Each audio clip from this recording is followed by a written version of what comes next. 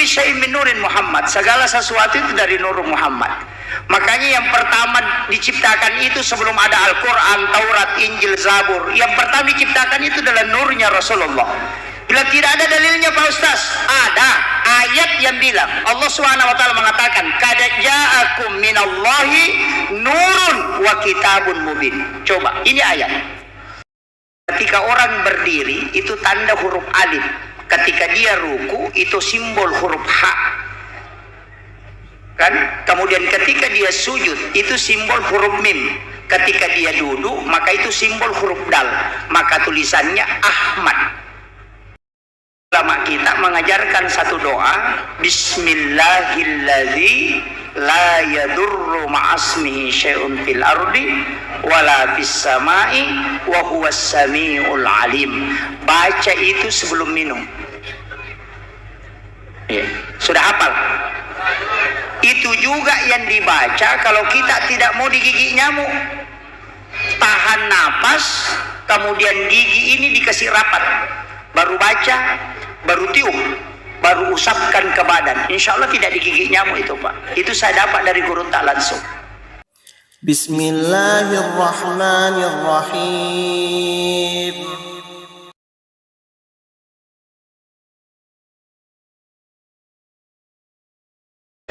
Bismillahirrahmanirrahim. Assalamualaikum warahmatullahi wabarakatuh.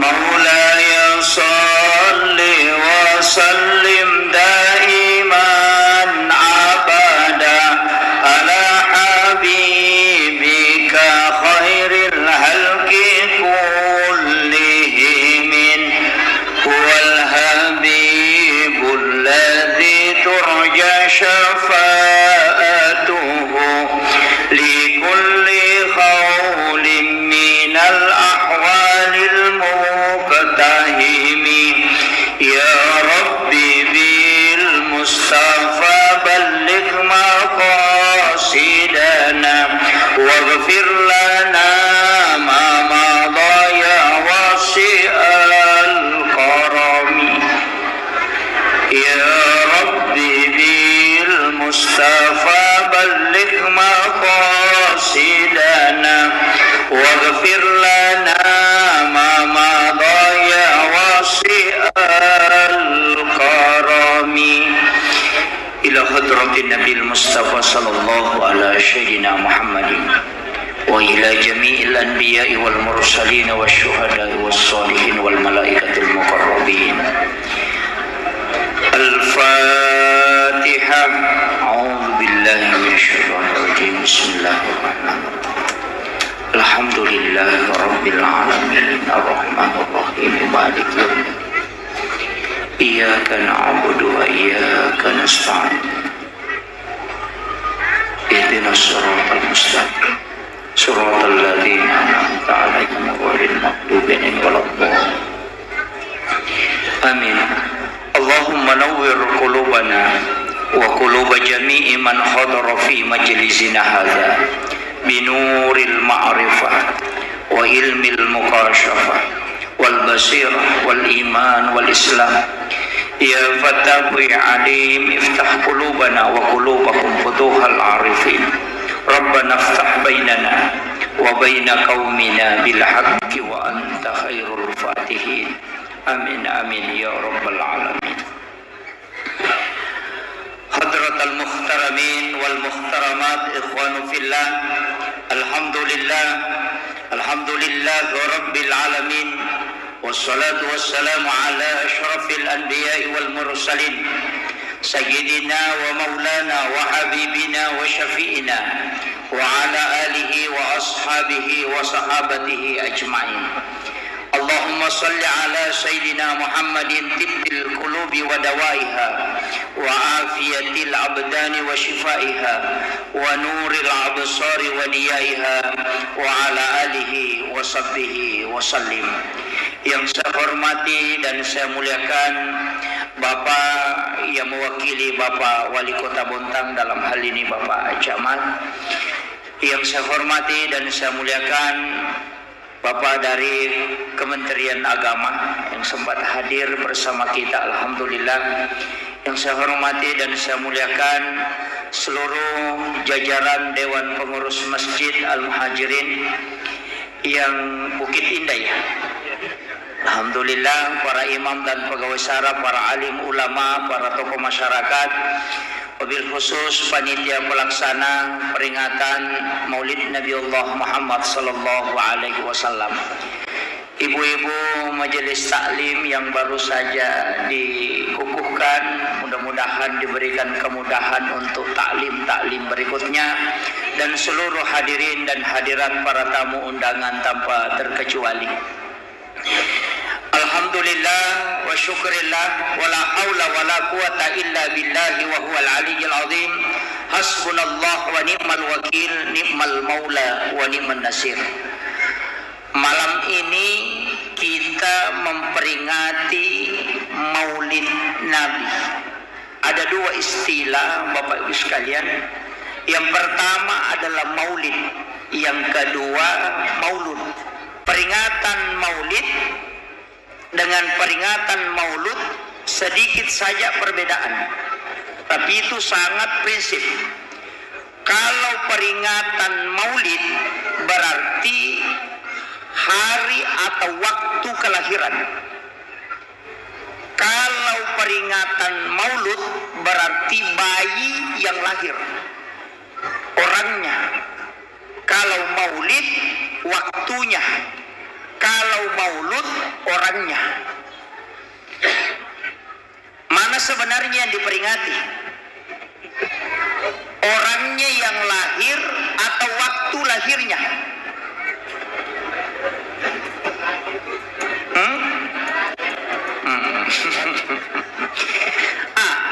Saya sedikit tarik ke samping. Ini yang ada pendapat yang menganggap bahwa Maulid ini haram.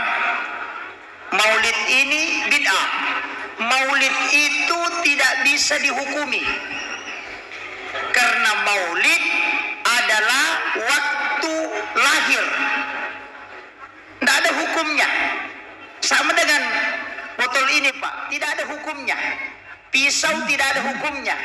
Tapi ketika difungsikan baru ada hukum. Ketika botol ini diisi dengan minuman keras, maka hukumnya adalah haram. Karena dia ketika difungsikan untuk minum minuman haram, maka fungsinya menjadi haram. Botolnya tidak ada hukumnya. Sama dengan Maulid, itu tidak ada hukumnya. Tapi ketika orang melaksanakan Maulid, kemudian berhamburan makanan, kemudian menginjak-injak makanan, itu bisa jadi haram. Ini nih yang harus diluruskan. Makanya ulama yang menganggap Maulid ini bid'ah, menganggap Maulid ini haram, karena dia melihat peristiwa-peristiwa Maulid, peringatan Maulid yang dilakukan oleh orang-orang yang ada di luar sana, termasuk Syiah. Tapi tidak semua golongan Syiah. Itu melemparkan makanan, kemudian menginjak-injak makanan, kemudian berebutan makanan, sehingga makanan itu terhambur. Itu yang dianggap haram karena adanya pelanggaran ketika dia menginjak-injak makanan. Ini penting. Tapi ketika orang bermaulid, bersedekah, mendengarkan ta'lim, kemudian bersilaturahmi, kemudian bersolawat, kemudian zikir, atau kemudian mendengarkan ayat suci Al-Quran, maka itu sunnah. Kenapa? Karena segala sesuatu yang mengantarkan untuk melakukan satu ibadah, maka dihukumi sunnah pengantarannya itu. Karena dia mendukung ibadah terlaksana. Ini penting, supaya kita tidak salah paham. Karena ada yang menganggap maulid ini, baru ada yang tolak. Tidak terima maulid, berarti dia menolak takdir Allah. Karena Allah takdirkan Nabi lahir 12 Rabiul Awal. Kalau Anda tolak itu berarti Anda tolak Nabi lahir. Kalau maulud yang Anda tolak berarti Rasulullah yang Anda tidak terima. Lebih parah lagi. Nah, ini nih penting. Makanya jangan langsung menghukumi kalau tidak paham. Ada kemarin saya dapat tulisannya panjang-panjang. menjelaskan, tapi maulid dia tidak paham. Dia mengatakan maulid itu adalah ulang tahun. Maulid ulang tahun beda. Ini, kenapa Rasulullah diperingati maulidnya? Padahal ribuan pemimpin lahir sebelum Nabi, jutaan pemimpin lahir setelah Rasulullah. Tapi coba kita telusuri, ada 25 nabi dan rasul yang disebut namanya di dalam Al-Quran. 24 nabi dan rasul selain Rasulullah, dikumpul para ulama, diperiksa satu-satu. Padahal sebenarnya bisa diperingati semua kelahirannya karena ditahu toh. Tapi kenapa tidak semua? Ulama periksa mana yang paling banyak kebaikannya dan paling sedikit kesalahannya. Dikumpullah dari 25 nabi dan rasul, dipilih 5. Itulah yang disebut dengan ulul azmi. Dari 5 ini disaring lagi, dipilih 2. Yang pertama Rasulullah Muhammad sallallahu alaihi wasallam, yang kedua adalah Nabiullah Isa alaihi salam. Maka 2 orang ini diperingati maulidnya. Rasulullah disebut dengan maulid Nabi, Nabi Isa disebut dengan Natal. Ada yang mengatakan Natal dengan maulid sama, itu beda. Maulid itu dengarkan ceramah, makanya disebut peringatan, bukan perayaan. Sedangkan Natal itu ibadah mutlak, makanya ada sholat Natalnya, itulah menyanyinya. Kita tidak ada sholat maulid, ya begitu. Kalau tidak sepakat dengan tulisan peringatan maulid, rubah saja tablik akbar dalam rangka kelahiran Rasulullah. Ganti, jangan bilang maulid. Dia terima, sama saja, casingnya saja yang beda. Ya begitu. Ini makanya jamaah harus paham, jangan mudah diputar balikan bahwa tidak boleh begini, tidak boleh begini, tapi tidak paham kaidah. Kemudian saya masuk sedikit ke maulid. Ini kalau kita melihat sejarah, ada hal yang unik, Pak. Semua orang tokoh atau ulama waliullah yang ada di seluruh dunia yang diperingati itu bukan kelahirannya, tapi justru kematiannya. Coba, atau Gus Dur apanya diperingati? Bukan kelahirannya, kematiannya. Haul Hadratus Syekh Hashim Asy'ari yang diperingati kematiannya, haulnya. Tapi kenapa ya Nabi yang diperingati kelahirannya, bukan kematiannya? Coba, itu kan kebalikannya. Kalau ulama waliullah yang diperingati tokoh kematiannya, makanya disebut dengan haul, 1 tahun kematian. Jadi nanti mati baru diperingati kematiannya, bukan kelahirannya. Tapi Rasulullah yang diperingati kelahirannya, bukan kematiannya. Kenapa? Itu pesan bahwa Rasulullah tidak pernah mati untuk umatnya. Beliau selalu hidup di dalam kalbu-kalbu yang bersalawat kepada beliau. Saya ingin sedikit memperjelas supaya kita tahu betul ini. Kalau kita sholat, apa yang kita ucapkan? Assalamu alaika. Ini kan kalimat. Assalamu alaika ayyuhan nabiyyu wa rahmatullahi wa barakatuh. Kalau ada ahli bahasa Arab di sini, pasti tahu kedudukan kalimat alaika itu mukhatab. Kalau kita mengatakan assalamu alaika, yang mengucapkan salam dan yang disalami itu tidak ada jarak. Kalau dia ada jarak, beda. Kalau dia hadir di depan kita, nempel dengan kita, maka kita mengatakan assalamu alaika, karena dia ada di hadapan kita. Maka orang yang sholat yang mengucapkan assalamu alaika ayyuhan nabiyyu, berarti dia telah menghadirkan Rasulullah di dalam sholatnya. Saya tidak bahas ke atasnya, nanti berat. Nanti bilang, wah susah ini Pak Ustaz. Saya ambil yang sederhana dulu. Nggak usah kita dulu ambil yang terlalu tinggi. Tapi nanti kan ada kajian yang khusus. Begini, Rasulullah itu kalau disalami ada beberapa ucapan. Assalamu alayka ayyuhan nabi wa rahmatullahi wa barakatuh. Assalamu alayka ya Habiballah. Assalamu alayka ya Nabi Allah. Assalamu alayka ya Rasulullah. Assalamu alayka ya Aba Barruh. Ini yang jarang orang pakai, Aba Barruh. Kenapa kita mengatakan Aba Barruh? Karena Rasulullah adalah bapaknya ruh kita. Nurun Muhammad itu adalah bapaknya ruh kita. Makanya kita mengatakan Aba Barruh. Karena di dalam setiap diri manusia itu ada rahasia. Rahasia itu yang disebut dengan Nurun Muhammad. Saya sedikit ambil falsafah Bugis, karena saya orang Bugis, dan pernah mendalami tidak lama dari guru kita tentang hakikat diri dan hakikat Nurun Muhammad. Mohon maaf kalau tidak sepaham, tapi perlu saya kaji sedikit. Kepala ini huruf mim, dada ini huruf ha, pinggul ini huruf mim, kaki ini huruf dal. Tulisannya itu Muhammad. Saya ulangi supaya jelas. Kepala ini huruf mim, ha ini dada ini huruf ha, makanya begini, baru begini. Kemudian pinggul ini huruf mim, kemudian kaki huruf dal, makanya tulisannya Muhammad. Makanya orang yang berdiri itu lapas Muhammad.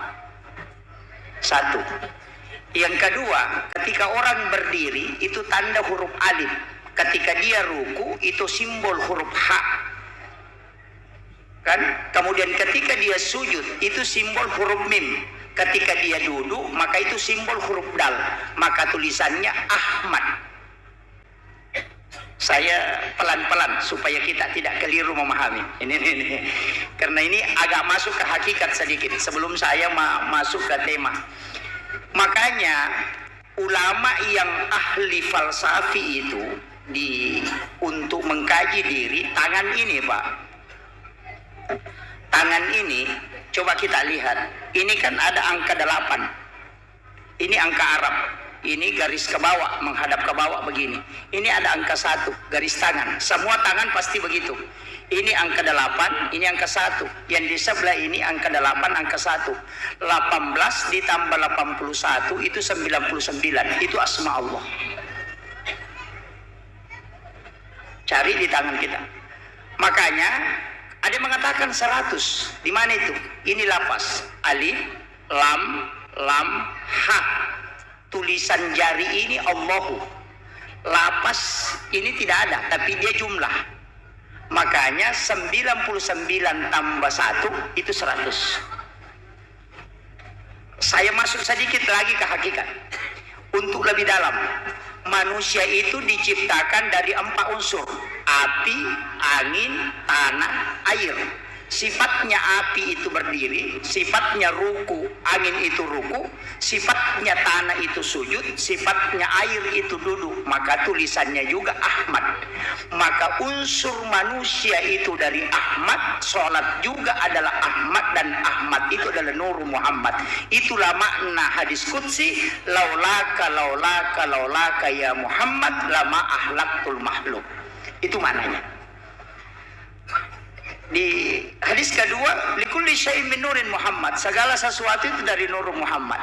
Makanya yang pertama diciptakan itu sebelum ada Al-Quran, Taurat, Injil, Zabur, yang pertama diciptakan itu adalah nurnya Rasulullah.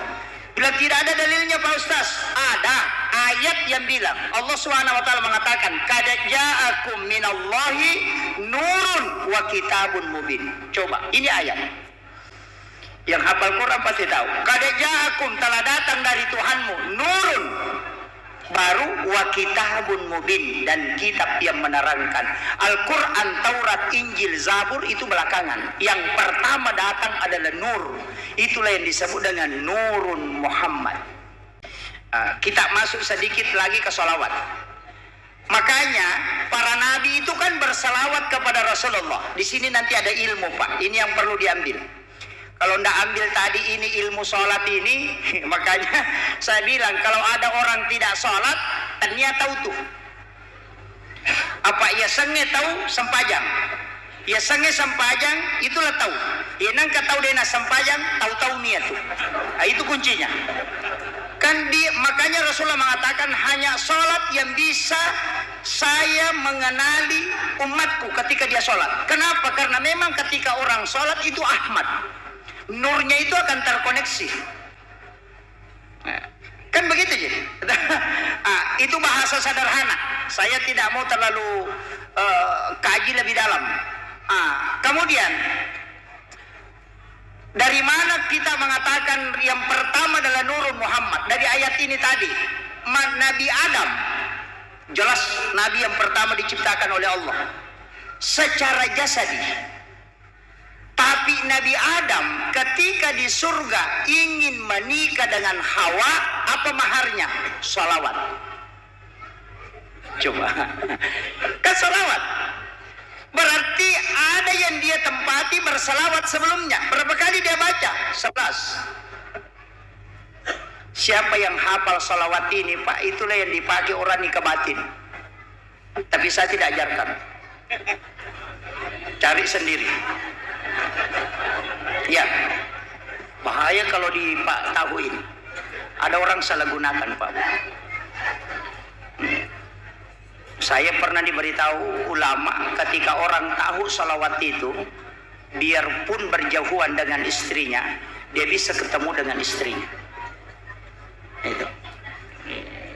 Itu yang dipakai ulama kita. Nanti saya akan bongkar sedikit ilmunya para ulama bahwa di sini dia masuk. Kan beda. Kita kadang itu melihat yang kasar, tapi ada hal-hal yang agak tersembunyi yang biasa disembunyikan. Ulama kita tidak dibongkar. Kemudian makanya salawat itu ada dua, Pak. Ada bentuknya fi'il madhi, bentuk lampau, ada fi'il mudhari, sekarang dan akan datang. Kalau kita mengatakan Allahumma sholli ala Sayyidina Muhammad, saya pakai Sayyidina ya. Saya pernah salawat itu tidak pakai Sayyidina, ditegur sama guru tak. Mursyid saya tegur, jangan biasakan bersalawat tidak pakai Sayyidina. Saya tanya, kenapa Pak Kiai? Dia bilang kalau kau mengatakan Allahumma sholli ala Muhammad, Muhammad itu banyak. Muhammad Akbar, Muhammad Yusuf, Muhammad Karim, banyak Muhammad.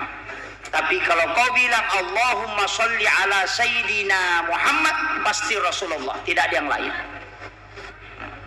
Itu pesan beliau. Makanya saya pakai Sayyidina ya. Di luar dari konteks dalam sholat, saya tidak mau perdebatkan di situ. Jadi Allahumma sholli ala Sayyidina Muhammad wa ala ali Sayyidina Muhammad. Kita kan baca begitu. Tapi ada sholawat ketika orang baca barasanji di mahalul qiyam itu, apa yang kita baca? Sallallahu ala Muhammad. Itu fi'il madhi, bentuk lampau. Mudhari'nya Allahumma sholli ala Muhammad. Tapi kenapa dia pakai sallallahu? Bentuk lampau. Itu karena yang pertama diciptakan adalah nurnya, maka nur itulah salawatnya sallallahu ala Muhammad. Allahumma sholli itu yang bentuk fisik dengan nurnya. Makanya kalau orang tanya mana salawat nur Muhammad sallallahu ala Muhammad, itulah yang disebut dengan salawat Jibril. Ini sudah hafal Bu? Majelis taklim harus hafal. Ya. Nanti saya tidak ungkap dulu rahasianya ini salawat Nur Muhammad. Nanti banyak sekali yang mengamalkan sehingga lupa yang lain. Ya, ini salawat Nur Muhammad Pak luar biasa. Salawat Jibril ini. Saya buka sedikit rahasianya. Kalau ada orang membangun rumah, nah tidak mau jadi. Bangun rumah Pak tidak mau jadi, suruh bacakan 1000 kali. Setiap hari, amalkan selama 40 hari. Insya Allah jalan kembali itu pembangunan. Kalau orang bikin rumah tidak mau jadi-jadi, bikin masjid tidak mau jadi-jadi, Bikin pondok nggak mau jadi-jadi. Amalkan ini 1000 kali salawat Nurun Muhammad yang disebut dengan salawat Jibril setiap hari. Jadi kalau 1000 kali gampang, 200 setiap selesai sholat fardu. Pas 1000. Tapi baca dulu mukadimahnya, buka dulu pintunya. Pintu salawat Jibril itu innallaha wa malaikatahu yusalluna 'alan nabi ya ayyuhalladzina amanu sallu 'alaihi wa sallimu taslima. Baru kita baca sallallahu ala Muhammad. Nah, ini salawat Nur Muhammad. Kemudian saya bahas sedikit Nabi Adam. Ini Nabi Adam di dalam surga itu pernah minta kepada Allah, mengajukan permintaan, saya kepengen melihat wajahnya Rasulullah, saya kepengen melihat wajahnya Muhammad, orang yang saya sholawati tapi saya tidak pernah lihat. Maka dengan izin itu Allah mengizinkan melalui malaikat. Maka dia pertemukan kedua ibu jarinya Nabi Adam. Di kukunya itu dia melihat. Kukunya Nabi Adam itu Pak seperti HP Android. Karena tingginya 50 meter. Bayangkan kalau ada orang tinggi 50 meter, berarti kukunya seperti HP Android. Tapi saya kasih ilmu. Kuku kita ini itu kulitnya Nabi Adam. Ya. Kuku kita ini itu kulitnya Nabi Adam. Jadi kulitnya Nabi Adam itu inilah kuku. Makanya Nabi Adam itu tidak digigit nyamuk. Nyamuk tidak bisa gigit Pak kalau begini. Keras. Itulah yang dipakai orang sebagai orang tua dulu sebagai obat. Kalau dia mau meminum air, dia celupkan kukunya ke dalam air. Kalau ada racun di dalam makanan dan minuman itu akan tawar. Itu ilmu orang dulu. Tapi ulama kita mengajarkan satu doa, Bismillahilladzi la yadurru ma'asmihi syai'un fil ardi wala fis sama'i wa huwas samiul alim. Baca itu sebelum minum. Ya. Sudah hafal? Itu juga yang dibaca kalau kita tidak mau digigit nyamuk. Tahan napas, kemudian gigi ini dikasih rapat. Baru baca, baru tiup, baru usapkan ke badan. Insya Allah tidak digigit nyamuk itu Pak. Itu saya dapat dari guru tak langsung. Tapi kalau tidak dihafal tidak apa-apa. Nanti baygon tidak laku di toko Pak. Kemudian Nabi Adam itu mempertemukan kedua kukunya, kemudian dia ucapkan salam kepada Nabi, marhaban bika ya habibi qurrata aini ya Rasulullah. Inilah kalimat yang disampaikan oleh Rasulullah. Siapa yang mempertemukan kedua ibu jarinya ketika muazzin menyebut namaku dalam azan, ya kumakadai Pak Bange asyhadu anna Muhammadar Rasulullah, pertemukan kedua ibu jari, kemudian cium ke hidung, baca doa ini, marhaban bika ya habibi qurrataini ya Rasulullah, baru usapkan ke mata 3 kali. Rasulullah yang menjamin orang itu tidak akan buta matanya hingga dia meninggal. Kalau mau tidak pakai kacamata, pakai itu Pak.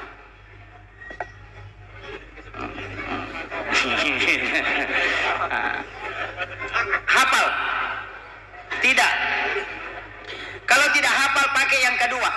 Nanti kalau berwudu, ketika membasuh muka, jangan tutup mata. Itu obat. Kalau tidak bisa baca itu. Jadi kalau berwudu membasuh muka, buka mata. Itu obat mata. Kemudian yang ketiga, kalau masih tidak bisa, pakai yang ketiga.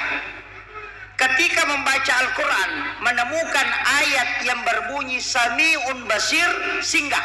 Letakkan kedua ibu jari di atas lapas itu, masukkan ke langit-langit, baru usapkan ke mata sambil membaca salawat 3 kali. Kemudian tekan di ujung kuping ini, tekan ke dalam, sampai bunyi. Kalau dia sudah berdengung, maka langsung baca la haula wala quwata illa billah. Tidak akan buta dan tidak akan tuli orang yang mengamalkan itu. Hafal kalau itu toh. Kalau masih tidak bisa itu, pakai yang keempat. Pergi ke toko kacamata, ukur baru bayar. Itu yang terakhir. Tidak ada baca-baca. Iya.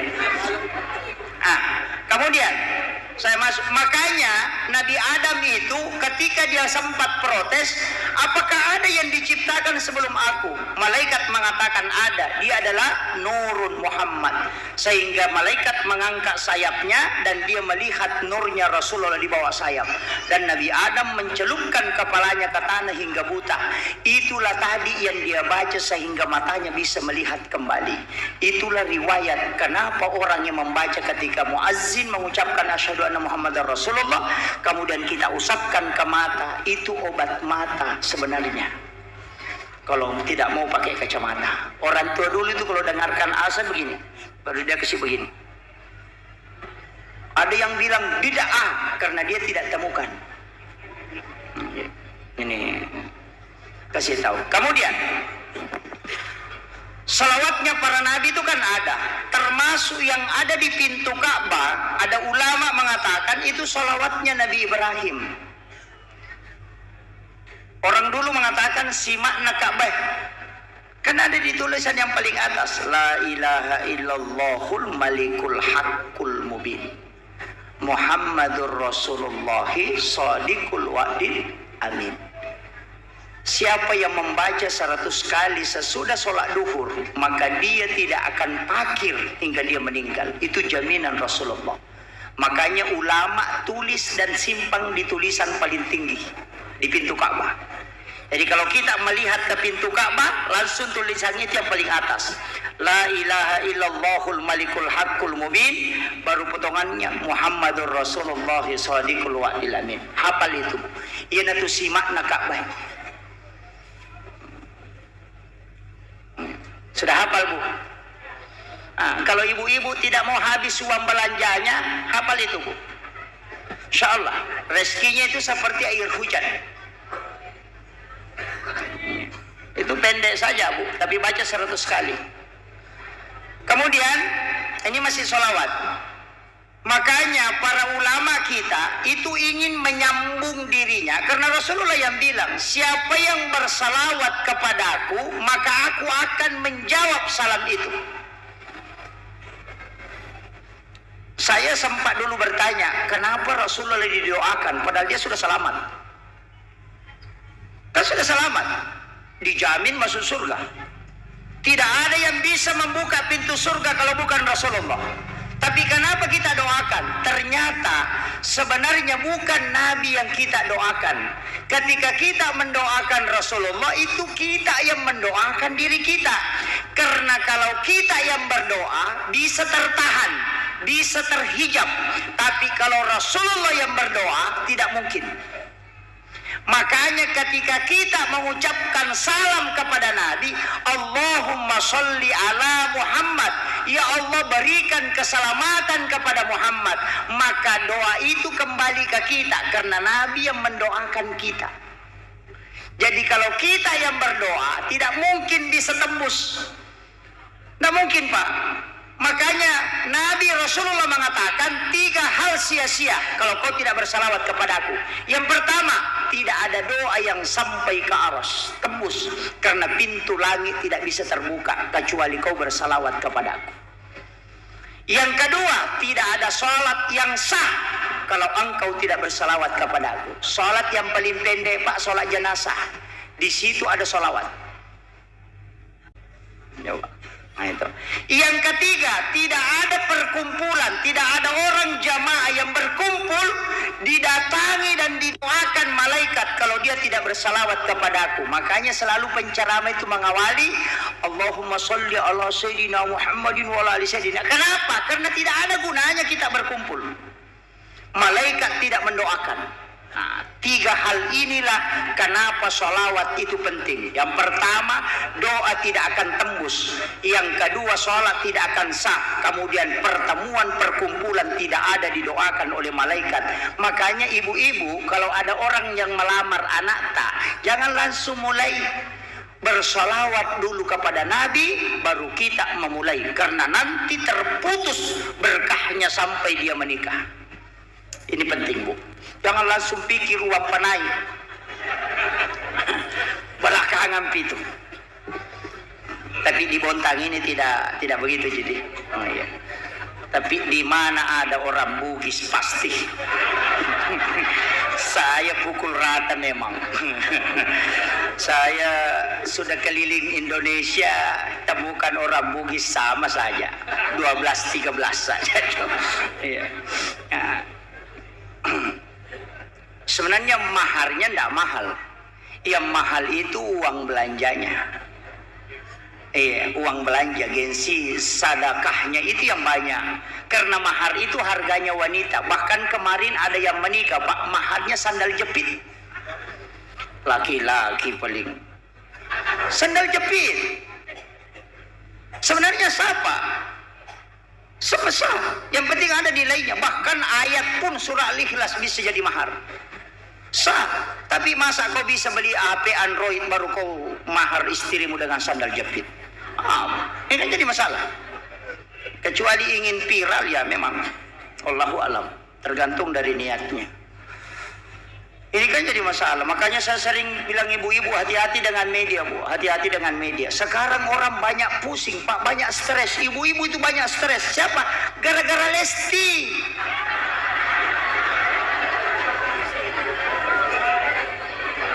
Di Bontang ini juga ada ya. Muhammad Rasulullah. Memangnya Lesti tetangga tak? Sepupu tak? Kita kenalkah? Tidak. Kenapa dibikin pusing sama Lesti? Nah bukan kita tetangga tak? Tanya beli bola, tanya anureta, tanya ipa. Dia itu siseng. Kenapa pusing? Banyak. Ini karena format media. Dia kumi banyak sekali, tapi tidak ada jadi Bontang. Di sana gitu banyak kampung gitu. Banyak pusing ibu-ibu itu. Sampai ngomel-ngomel. Saya bilang ini orang tidak apa-apa. Masalah rumah tangga diangkat ke media sudah. Ini jangan terlalu. Biasa dia urus semua. Ini Lesti sudah dicoki, ini Lesti sudah sakit, masih rumah sakit. Bagaimana kesian keadaannya? Suaminya menceret di rumah, dia tidak perhatikan. Iya. Urusan artis na sama pedi malasayanu malase artisanu lawi bali artisanu angka nilaki na jamba-jamba dia na jampang. Iya, ini kan yang banyak, Pak. Kewajibannya yang dia lalaikan, baru dia urus hal-hal tidak penting. Banyak begitu. Memang makanya banyak perempuan itu lalai, Pak. Termasuk beli beli ini. Saya sering tegur. Jangan beli piring terlalu banyak. Jangan beli cerek terlalu banyak. Jangan beli Gucci terlalu banyak. Tidak ada gunanya. Kau akan ditanyai semua nanti itu. 40 hari harta kita tidak pakai. Kalau minta pertanggungjawaban di hadapan Allah di hari kemudian. Bayangkan. 40 hari, Bu, pakaian 4 lemari tidak pernah dipakai selama 40 hari. Kalau minta pertanggungjawaban. Bapak-bapak, istri yang tidak dipakai 40 hari juga minta pertanggungjawaban. Iya.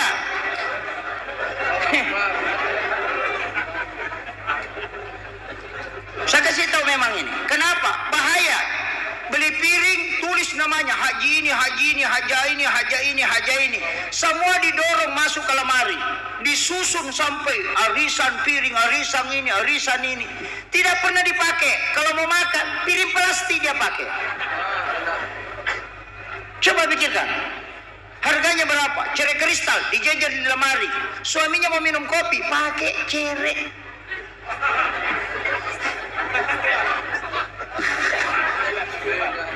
Ya, coba sadari nih Pak Bu. Arisan di mana-mana, arisan ambal, arisan ini tidak pernah dipakai, disimpan semua di lemari.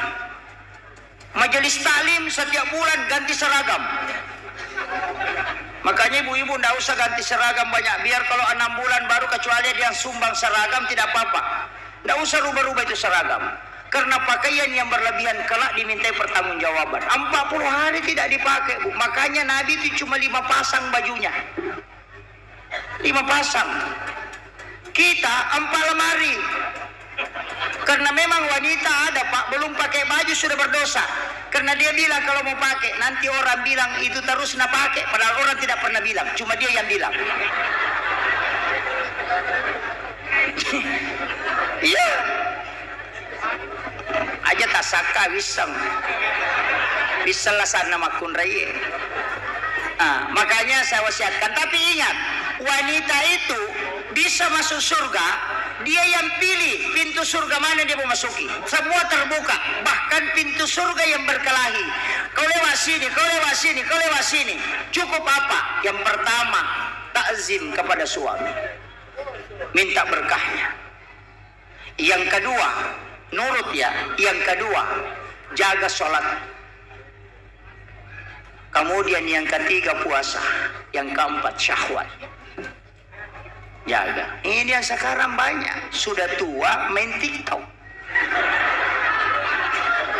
Masuk di kamar, nyalakan lampu, pasang kamera, nyalakan lampu kamera, baru ambil sapu goyang. Aku pingin ya, orang tua lagi. Langsung main TikTok di kamar. Aku pingin dimanja. Datang duda, Matito juga bilang, aku pingin memanja. Ketemu. Tidak ada jadi pohon tamu, tidak ada jadi. Ada? Oh, tidak ada, alhamdulillah. Sallallahu